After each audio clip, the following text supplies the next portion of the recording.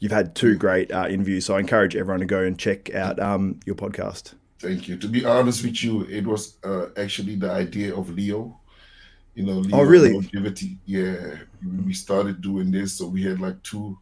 So I think around that period we had Andrew. He passed away. You know, so we had the first one, Rudy, and he was actually the person who was, with Rudy and with Andrew, who put up those research about them, and what to ask, so he was the guy behind it, so I got to give him props for that.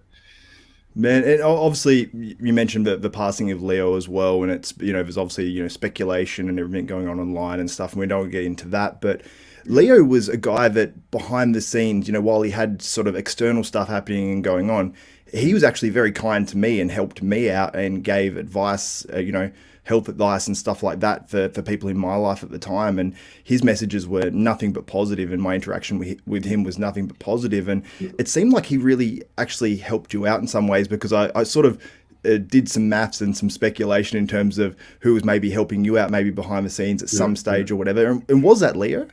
Yeah, that was Leo was helping me out, and then he connected with me. He was helping me out to my whole Arnold prep in 2022, and then the last 5 weeks, because it's not his profession, you understand? So the Mm. last 5 weeks, we were like, listen, to be sure, let's get a coach, who has knowledge about this, and he contacted Chet, and he introduced me to Chet, and that's how I started working with Chet for the last 5 weeks of the Arnold prep 2022, and since then, yeah.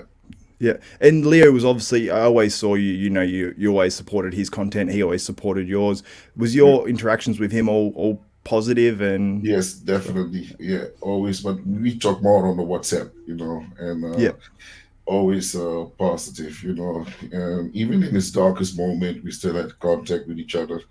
He's been he changed my view of perspective, through a lot of things and a lot of things that I didn't know. And I think even a lot of coaches didn't know, and yeah, he was really, really smart. He came sometimes with stuff I had to Google it, you understand, and see what it was. And then I see, yeah, oh, this is this stuff, man.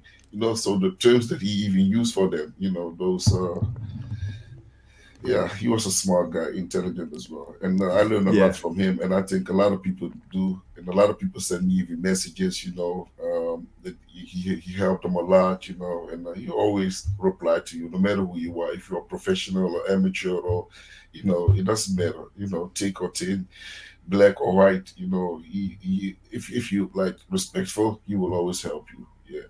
Yeah, And go absolutely. even beyond. And that's what he did for me as well, man. There was something going on in my life, and he offered his advice and Yeah. reached out. And then if he didn't get back to a message, he would send back a message saying, I'm so incredibly sorry, my brother. Yeah. Like, Yeah. how Yeah. are Yeah. you? Yeah. I hope all Or is well." And he or always, there's genuine care.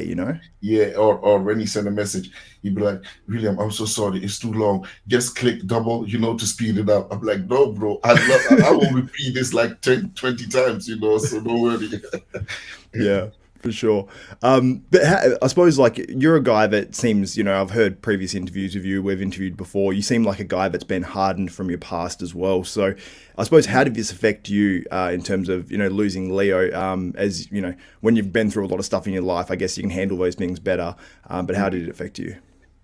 It hit me very hard. I couldn't even believe it. I was working out in the gym late at night, and then I got a message, and when I'm training, I don't watch my phone, but this time I was listening to music, Spotify, so I saw the message coming, and I saw something with Leo passed away, and I was, nah, this is not true. And I had like maybe 20 minutes to go, and even during my training, I felt like I didn't feel good, and I even stopped like after 5 minutes. I just stopped the training, and I just fell apart, man. So I checked it for the double checked everything, and it really hit me. I Yeah. didn't expect it. So young guy, and we were just talking a few, maybe a day before, 2 days before, so the weekend before. So I think on the Friday we were even talking, and it happened in the weekend somewhere. So or maybe right after that we talked, it happened, because the weekend we didn't hear from him, and normally after one day, he replied. Understand? So Yeah, so it fucked up my Arnold prep as well, but it also gave me more motivation, like, to want to go all for it. Um, but you understand, like secretly, it still messed up your mind. You understand? I was constantly thinking about it. Like, man, every time I get someone that's genuine, who's really care, who really want to help you out, understand?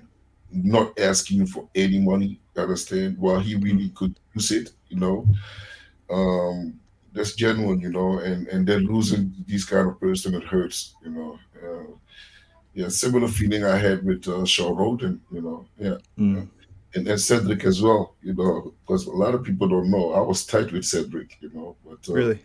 yeah, we were cool with each other. Yeah. Yeah, And it's and it's those crazy things, how many we've lost, yeah, in such a short period, and people that we're close with, it's like, and yeah, since Cedric's passing, I've spoke to his obviously his widowed wife and stuff like that, and she's actually from Sydney, Australia, and mm, it's we look at it in a bodybuilding sense, but all of these people that we've lost, they all have families and friends outside of mm, this industry, so it's been mm, really shocking, I suppose, how many people yeah, we've lost and how many greats we've lost. mm. And it's just even with Dallas MacGyver, that time it was like a few weeks before the Olympia. It fucked me up. Like I wasn't even close with that guy, but I even stopped my training, and during my training, I felt like, like I was crying, man. Like, Mm, it's like one of us, and it's like even though that we weren't that close, I still felt like, man, what is mother's gonna think about this? How is mother's gonna feel? You understand? And then you think about yourself in that situation. So, and yeah, and even when I saw his mom after that, it was so emotional. I heard her like it was my old mom. Because yeah. it could have been me as well. So, and that's just these stuff just make you think, different way. And Leo was the perfect guy to make a change in that scene. You understand? To make us aware of the blood test, because a lot of us, they just put their heads in the ground. They don't wanna, they know it, but they don't want to, get the facts about it. You understand? Yeah. They don't want to hear it from a doctor.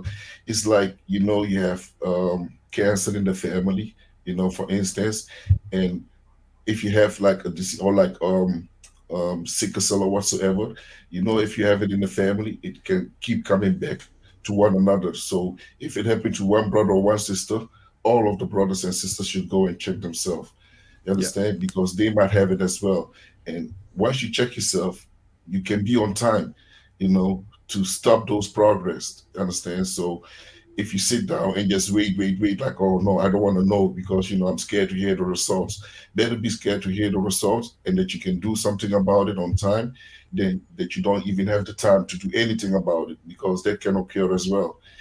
So and that was one thing that Leo was a good part of it, and I think he taught a lot of guys, a little bit of the knowledge as well. It's just research what we have to do, but we don't have the time. We don't put the time into it. You understand? Yeah. And he showed us that we can do this, and still have a long life after bodybuilding. Understand? Yeah. In a safe way. So there is a possibility to do it in a safe way, understand, and still have a long life, after bodybuilding. Because we still have a lot of people who are still alive today who, did bodybuilding even in Arnold time, before Arnold time, who are still alive today. So it's not necessary, and they took the jet as well. And then people will say like, oh, but today is a different time, blah blah blah. It's a different time, of course, I understand, but still, they were on those stuff too, and they're still here. So it says something. You understand? Some of them are gone, and some of them are still here. But nowadays it's just coming so fast. Each year something happened. Each year something happened, and that's not good. Hope you guys enjoyed this short clip from my full one-on-one interview. And if you do want to check out that full interview, if it's not live yet, it will be within 24 hours, but the link is in the description to the full list of one-on-one playlist where I have interviews with top IFB pros, industry experts, and all that good stuff. So make sure you check that out. Also, if you did enjoy this, give the video a thumbs up, smash that like button, also subscribe and hit the notification bell button.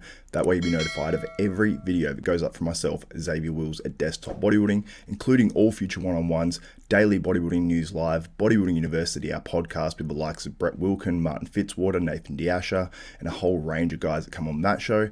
Plus, we have some very good guests coming up as well, so make sure you stay tuned and subscribe to the channel. But anyway, guys, thank you so much for watching this. This is Xavier Wills, this is Desktop Bodybuilding, and we are